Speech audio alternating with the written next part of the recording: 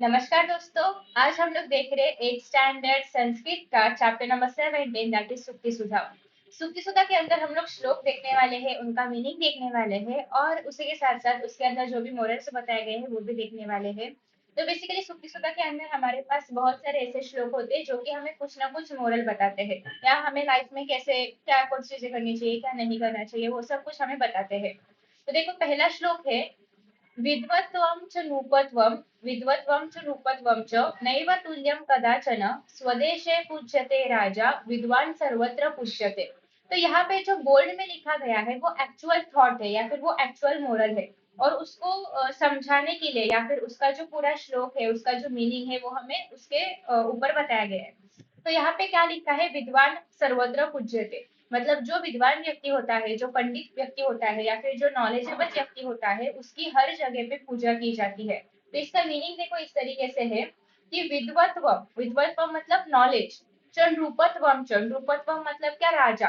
तो राजा का जो राजापन है और विद्वान का जो ज्ञान है उनमें कभी भी तुल्यम कदाचन मतलब नैव तुल्यम कदाचन मतलब उनमें कभी भी तुलना नहीं की जा सकती है। एक विद्वान का जो पावर है वो उसके ब्रेन में होता है, और एक नृप यानी कि राजा का जो पावर होता है वो मोस्टली युद्ध कौशल्य में होता है, रणनीति में होता है। तो इन दोनों का कोई भी कंपैरिजन हम लोग कभी भी नहीं कर सकते। स्वदेश से पूज्यते राजा, जो राजा होता है वो उसी के राज्य में उसको पूजा जाता है, उसी के राज्य में उसको महान माना जाता है। बट जो विद्वान होते हैं उन्हें पूरे देश में या फिर सारी जगह पे सर्वत्र उन्हें पूजा जाता है। फॉर एग्जाम्पल अगर आपने किसी अकबर बिरबल की स्टोरी सुनी रहेगी या फिर कृष्णदेव राय और तेनालीरामा की स्टोरी सुनी रहेगी, तो वहां पे तेनालीरामा जो है भले ही वो किसी के भी मतलब कोई प्रदेश के राजा नहीं है, फिर भी उनकी बुद्धि के कारण उन्हें सब पहचानते हैं, और कृष्णदेव राय राजा होने के कारण उन्हें सब पहचानते हैं। तो इन दोनों में कभी भी हम लोग तुलना नहीं कर सकते। वही इस श्लोक में बताया गया है कि विद्वत्वम च नृपत्वम च नैव तुल्यम कदाचन, दोनों में हम लोग कभी भी तुलना नहीं कर सकते। स्वदेश है पूज्यते राजा, अपने देश में राजा को पूजा जाता है। विद्वान सर्वत्र पूज्यते, लेकिन विद्वान को हर जगह पे पूरे देश मतलब क्या बोल सकते हैं हम लोग, पूरी जग में पूरी सृष्टि में सब जगह पे उसको पूजा जा सकता है। न भूतपूर्वं न कदापि वार्ता हेम्नः कुरंगो न कदापि दृष्टः तथापि तृष्णा रघुनंदनस्य विनाश काले विपरीत बुद्धि। आपने ये तो जो बोल्ड में दिया है वो तो सुना ही रहेगा, विनाश काले विपरीत बुद्धि। अभी हम लोग पूरा मीनिंग देखते हैं। न भूतपूर्वम न कदापि वार्ता मतलब नहीं कभी भूतकाल में हुआ है, नहीं कभी किसी ने ये बातमी या फिर ये न्यूज कभी अभी सुनी है, मतलब पहले भी किसी ने सुनी नहीं है ये न्यूज, या अभी भी किसी ने ये न्यूज सुनी नहीं है। हेमनः कुरंगो न कदापि दृष्टः। हेम हेम म्हणजे मतलब क्या, सोना। सोने का कुरगो मतलब हरिण, सोने का हरिण ना कभी किसी ने देखा था, ना पूर्व में ऐसा कभी हुआ था, ना अभी ऐसा कभी हुआ है, ना कभी किसी ने सोने का मृग को देखा है। आपको पता चल रहा होगा कि ये जो कॉन्टेक्स्ट है वो रामायण का है। जब सीता माता को वो सुवर्ण मृग चाहिए था तब का ये कॉन्टेक्स्ट है, ठीक है। हेम न कुरंगो न कदापि दुष्टः, किसी ने भी हेम मतलब सोने का हरिण किसी ने भी कभी भी देखा नहीं है, सोने का मृग कभी भी किसी ने देखा नहीं है। तथापि तृष्णा रघुनंदनस्य, तभी प्रभु रामचंद्र को वो हरिण चाहिए था, मतलब सीता माता को चाहिए था, बट प्रभु रामचंद्र उसे लेने गए थे। विनाश काले विपरीत बुद्धि, और ये सब बताया गया है कि जब विनाश का काल नजदीक आता है तो हमारी क्या बोल सकते हैं, बुद्धि भ्रष्ट होती है या फिर मति भ्रष्ट हो जाती है। मतलब जब विनाश का काल नजदीक आता है तो हम सही गलत ना देखे हुए उन चीजों को कर लेते हैं। तो ये उन्हें यहाँ पे बताना है कि जब भी विनाश काल नजदीक आ जाता है तो हम लोग सही गलत का फर्क किए बिना या फिर सही गलत को सोचे बिना कुछ काम कर देते हैं, ठीक है। तो ये इसका मीनिंग है। अमन्त्रक्षरं नास्ति नास्ति मूलमनौषधम् आरोग्यः पुरुषो नास्ति योजकस्त्र दुर्लभः।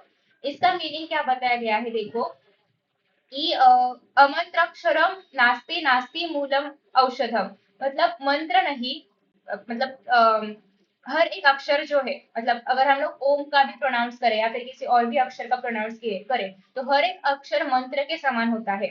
मतलब मंत्र नहीं, ऐसा कोई अक्षर नहीं। अ, मूलम औषधम मतलब अपना ये मूल को क्या बोलते हैं, रूट्स रूट्स। पेड़ के कोई रूट्स नहीं है ऐसे जो कि औषधि ना हो, मतलब हर पेड़ के रूट्स जो होते हैं वो औषधि होते हैं, या फिर हर एक पेड़ के रूट्स में मेडिसिनल प्रॉपर्टीज होती है, मेडिसिनल कैरेक्टरिस्टिक्स होती है, मतलब हर पेड़ का जो रूट होता है वो कैसे होता है, उसमें कुछ ना कुछ तो काम रहेगा उसका, कुछ ना कुछ तो उसमें मेडिसिनल रहेगा। आरोग्य पुरुषो नास्ति योजक योजक तत्र दुर्लभ।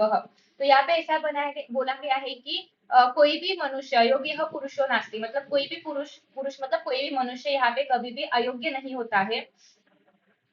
योजक तत्र दुर्लभ, मतलब उस जगह पे उस पॉइंट पे उस सिचुएशन में जो जो हमने सोचा रहेगा, या फिर हमने ऐसा बोला होता है कि यहाँ पे ये होगा, या फिर हमने अपने लाइफ का प्लान डिसाइड किया होता है, कुछ तो योजना बनाई होती है, तो हर समय वो योजना के अकॉर्डिंग ही हो ऐसा नहीं होता है, ठीक है।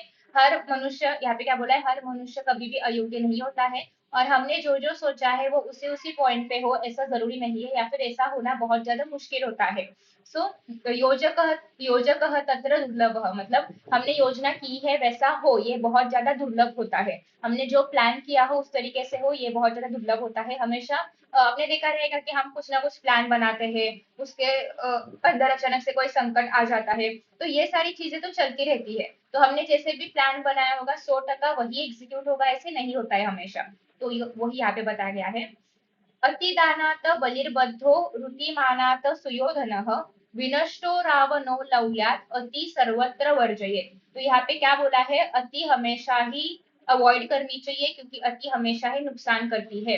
अतिदानात बलिर्बद्धो मतलब क्या, अति दान जब हम, मतलब ये एक्चुअली एक स्टोरी है कि बलिराजा बलिराजा की एक स्टोरी है जहाँ पे बलिराजा जो है एक ब्राह्मण, एक्चुअली विष्णु ब्राह्मण का एक्चुअली रूप लेके आते हैं, और वो बलिराजा उन्हें पूछते हैं कि आपको क्या क्या चाहिए, तो वो बोलते हैं कि मेरे 3 कदम बैठेंगे इतनी ही भूमि मुझे चाहिए। तो फिर बलिराजा पूछते हैं कि ठीक है बताओ आपको कौन सी भूमि चाहिए। तो आई गेस वो स्टोरी अब मुझे पूरी तरीके से याद नहीं है, बट उन्होंने अपने जो 3 कदम है, एक कदम उन्होंने रखा था पूरी पृथ्वी जिसमें कवर हुई थी, एक कदम रखा था जिसमें हमारे जो स्वर्ग है पूरा वो आ गया था उनके कदमों में, और जो बचा हुआ सारी चीजें वो उनके तीसरे कदम में आया था। तो बेसिकली उन्होंने 3 कदमों में पाताल लोक, देवलोक, सारे लोगों, मृत्यु लोक, सारे लोगों को उन्होंने क्या किया था, कवर किया था। तो बेसिकली ये एक स्टोरी थी बड़ी राजा की, जहाँ पे उन्होंने हर मतलब जहां जहां पे भी लोग रहते हैं, जहां जहां पे भी निवास स्थान है, वो सारी चीजें जो है उन्होंने मतलब उन्होंने अपने कब्जे में कर ली थी।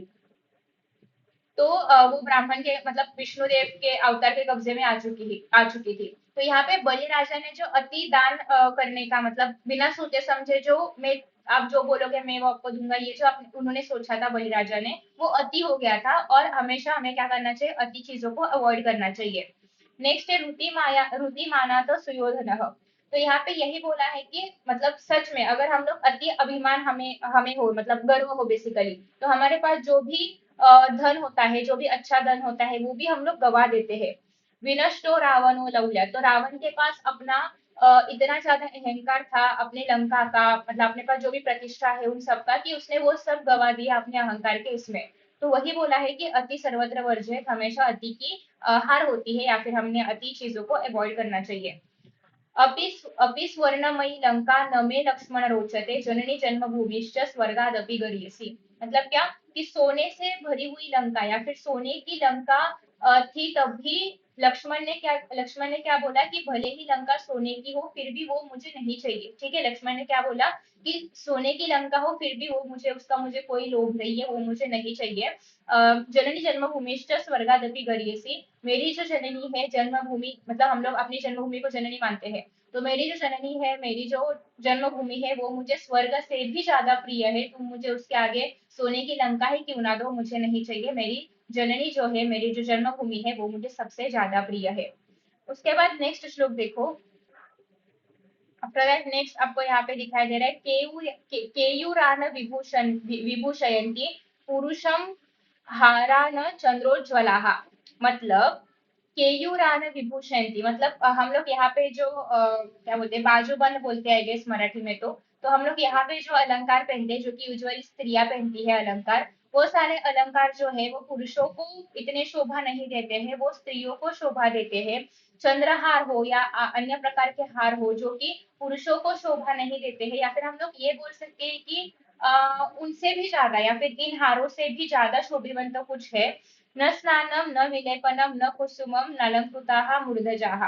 तो यहाँ पे ये बोला गया है कि अपने शरीर को लेप लगाना या फिर अपने बालों को संवारना, तो ये सारी चीजें हैं। इससे पुरुष का शो मतलब इससे पुरुष शोभिवंत नहीं बनता है, या फिर इससे कोई भी पुरुष मतलब कोई भी इंसान कोई भी मनुष्य अच्छा नहीं बनता है।